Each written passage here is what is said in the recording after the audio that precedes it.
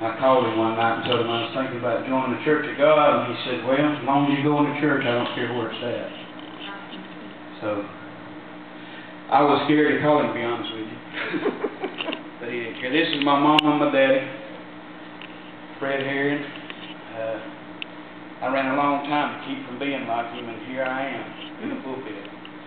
This is my wife, Linda Brown, and my stepdaughter, Lauren. Missy, she's always been a surprise. She always surprised me. Oh, I know something I forgot. I've got a coat. I brought it. I'm not going to wear it. Brother Tyre tried to kill me first thing this morning. It was hot. And I have a tie. And I'm not going to wear it because it won't go around my big neck. It will, but it's stop about right there. You're going to lose some weight one of these days. I got 2 songs I'm going to play, y'all, that mean a lot to me. I'm going to try not to cry. I'm going to try not to preach as long as I did the first time I preached. And when I tell you, you can go ahead and say amen. First time I did this, it was 4 hours and 22 minutes long. So maybe we'll get out in time for supper. If we don't, if y'all get through before I do, like Brother Lester Dixon used to say, y'all go ahead on. No, I was in a black church the first time I preached, and they kept saying amen. And there's some old man sitting in the back there, he kept going, well. So if y'all don't say amen or well, we'll cut it short, all right? I promise you. And if I don't, Mom will beat me. So, Missy, what I started to say a while ago, I'm so proud of you. That was the first thing. I trained this girl in X-ray back in 85, 86. She wasn't but about that tall. I don't know what she's been feeding herself. Seems like 20 years ago she wasn't but that tall. Now she's a lot taller. I don't know what she's been doing to grow, but anyway, she grew a little bit.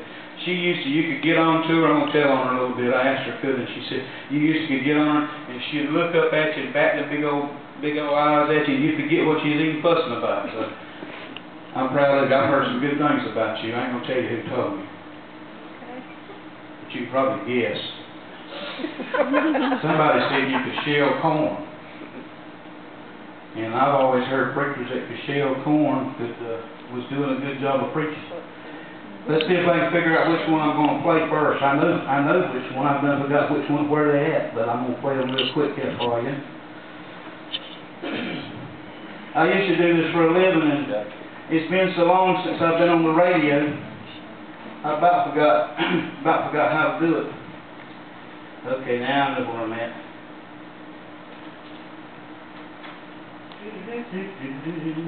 Wimpy said you had to help this thing along a little bit. Okay. So we helping it along. Alright. This first song